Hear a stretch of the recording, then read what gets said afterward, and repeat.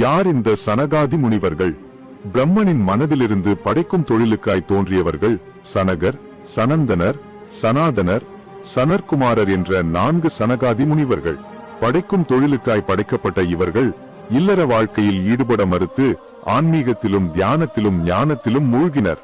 ஒருமுறை சனத்குமாரருக்கு கனவு ஒன்று வந்தது.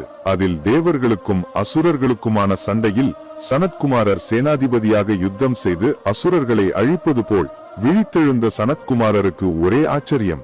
ஞானியான எனக்கு தேவர்கள் அசுரர்கள் என்ற வேறுபாடு எப்படி வந்தது என்று உடனே பிரம்மனிடம் சென்ற சனத்குமாரர் நடந்ததை கூறினார். அதற்கு பிரம்மனும், நீ மறுஜன்மம் எடுத்து தேவர்களை காக்கப் போகிறாய் என்றார்.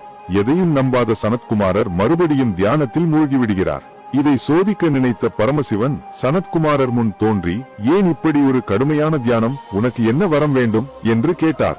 அதற்கு சனத்குமாரர், நான் உம்மை இங்கு அழைக்கவே இல்லை, எனக்கு ஒரு வரமும் தேவையில்லை, என்னை தேடி நீர் வந்தமையால் உமக்கு என்ன வரம் வேண்டும் என்று கேட்டார். அதற்கு சிவன், எனக்கு மகனாய் நீ வேண்டும் என்று கேட்டார். அதை கேட்ட சனத்குமாரர், நான் உமக்கு மட்டும் மகனாய் பிறப்பேன் என்ற வரத்தை கொடுத்தார். இவர்தான் சிவனின் நெற்றிக்கண்ணிலிருந்து பிறந்த முருகப்பெருமான்.